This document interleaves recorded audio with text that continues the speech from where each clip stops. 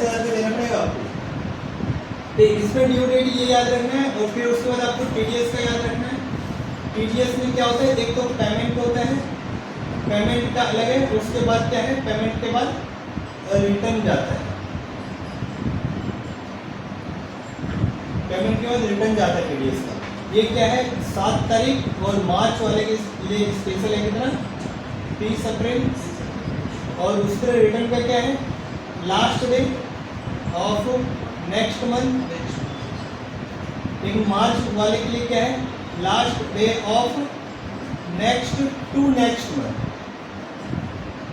मार्च वाले के लिए सिंपली ऐसे लिख सकते हैं, लास्ट डे ऑफ, हाँ, लास्ट डे ऑफ मई। 31 मई भी लिख सकते हो सीधा, मई में तो 31 दिन ही होता है ना, 31 मई भी लिख सकते हो। ऐसा है, इतना सा चीज आपको याद रखना है इनकम टैक्स में। फिर अगले दिन करेंगे लोग जीएसटी का, जीएसटी में क्या याद रखना है, समझ में आया किसको इनकम टैक्स में से कौन सा सेक्शन में ज्यादातर चीजें आता है। 194 जो मेन है वो तो बताया मैंने। टीडीएस के लिए जो है, टीडीएस के लिए 194 वाला ही है सारा, 194 वाला सारा के ध्यान में रहता है। हाँ, लेकिन 194 में कौन सा ए बी सी डी ऐसे करके, हाँ, तो जो मेन आपको करवाए हैं वही मेन है, उसके अलावा कुछ नहीं। उसके बाद टीडीएस को कहीं से भी आ सकता है, लेकिन वो मेन वही है, ठीक है, नॉर्मली जो करता है। बाकी कैलकुलेट करने का यही तरीका है, मतलब कि जहाँ तक पहले जीरो है उसको लेस कर देना, उसके आगे से फिर, हाँ बस जैसे मैंने बताया अभी आपको, जैसे किसी का 15 लाख का इनकम है मान लो, और 14 लाख का इनकम है, इसको कैसे कैलकुलेट करोगे, 3 लाख रुपए का स्लैब है, 3 लाख रुपए माइनस कर दिया, 11 बचा, 11 में से फिर 3 माइनस कर दो, अब कितना बचा, 8 बचा, 8 में फिर 3 माइनस कर दो, 5 बचा, 5 में फिर 3 माइनस कर दो, कितना, 2 लाख, बस 3 का स्लैब ही नहीं बना। अब क्या हो जाएगा, 0% कैलकुलेट करो, इस पे 5% कैलकुलेट करो, इस पे 10% कैलकुलेट करो, इस पे 15% कैलकुलेट करो, इस पे 20% कैलकुलेट करो। अगला जरा आता है तो कितना होगा, 30% हो जाता है, 30%, ठीक है। बाकी जो रेट के अमाउंट आएगा उसमें 4% ऐड करना है, क्या बोले, तो जो टैक्स निकल, हाँ, जो टैक्स निकल जाएगा उसमें 4% सेस एक्स्ट्रा लगेगा। संतोष को नहीं आया सेस समझ में,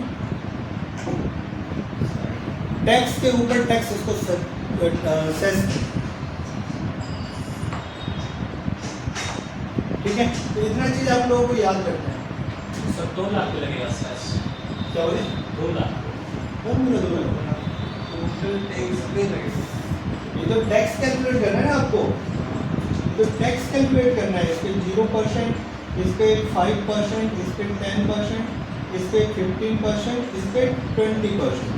ये जो टैक्स निकल के आएगा कैलकुलेट करके देखो, इस पे 0 आ गया, इस पे आपका 15,000 आया, इस पे आपका 30,000 आया, इस पे आपका 45,000 आया, इस पे आपका 40,000 आया। टोटल टैक्स जो निकल के आएगा उस पर प्लस करेंगे 4% सेस, कितना आया आपका निकल के, 5 5 10 हो गया, और 2 3 5 5 9 13, 1,30,000 रुपये, ये प्लस सेस लगा दोगे 4%, तो टोटल टैक्स आ जाएगा लायबिलिटी, ठीक है। इसके ऊपर इंटरेस्ट वगैरह भी लगता है, बहुत सारी चीज़ें लगता है, लेकिन बहुत डिटेल में है, ठीक है, तो डिटेल क्लास में करेंगे। इतना चीज़ अभी याद रखिए आप इनकम टैक्स में। सर जैसे कि किसी के पास स्क्रीन कार्ड नहीं है, उसका जैसे कि काटता है टीडीएस, 20% जमा कैसे होता है उसके नाम पर, उसके नाम पे जमा नहीं होगा, डायरेक्ट जमा हो जाता है 20%, फिर उसको रिटर्न नहीं मिलेगा, उसका तो रिटर्न नहीं, उसका किसी को पैसा नहीं मिलेगा, वो सरकार के खाते में मिलेगा। 20% का, हाँ, फिर कभी जो रिटर्न डाल रहे हैं वो बाद में उसके पास पैन नंबर आया था उसका, रिटर्न को रिवाइज करेगा, बोलेगा कि ये जो पैसे पहले सरकार में जमा कराए थे बिना नाम से, ये इसका है, ठीक है। तब तक आप लोग प्रैक्टिस करिए वो वाला क्या कहते हैं, ये बैंक स्टेटमेंट, और सुनो अब क्या करेंगे, अब तक होगा बैंक स्टेटमेंट, तब तक आप सेल्स का जो है ना, सेल्स का बिल करिए, फिर हम लोग सीखेंगे जीएसटी का रिटर्न कैसे डालते हैं, ठीक है। ये तो क्लियर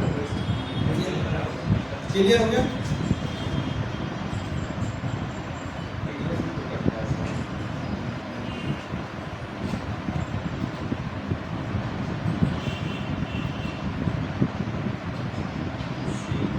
भी है सबके सी है क्या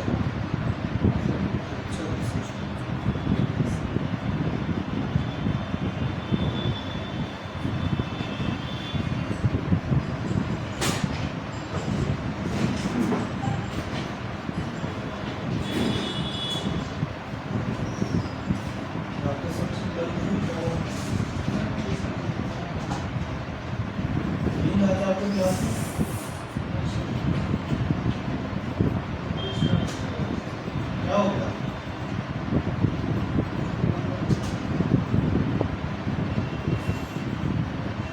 personal problem family problem financial problem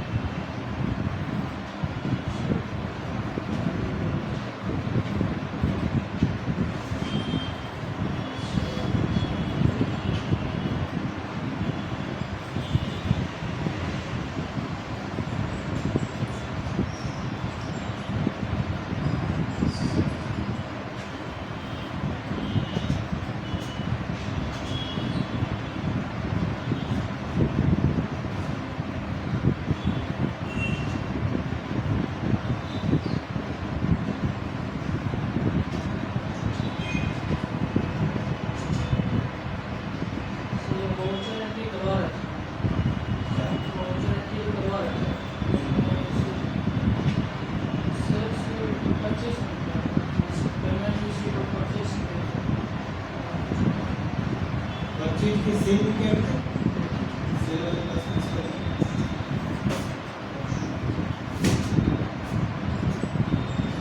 cell का एंट्री के लिए नहीं सेल रजिस्टर के लिए राम सर परचेज क्या हुआ इसमें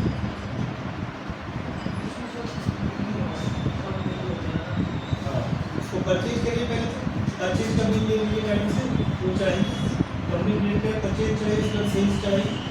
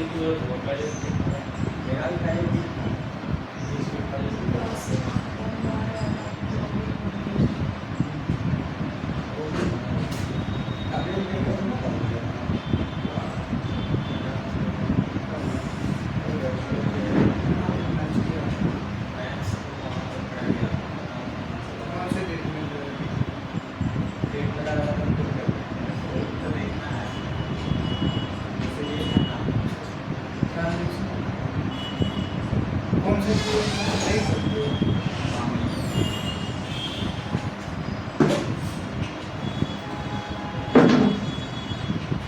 रूम पूरा ठंडा हो गया, शीट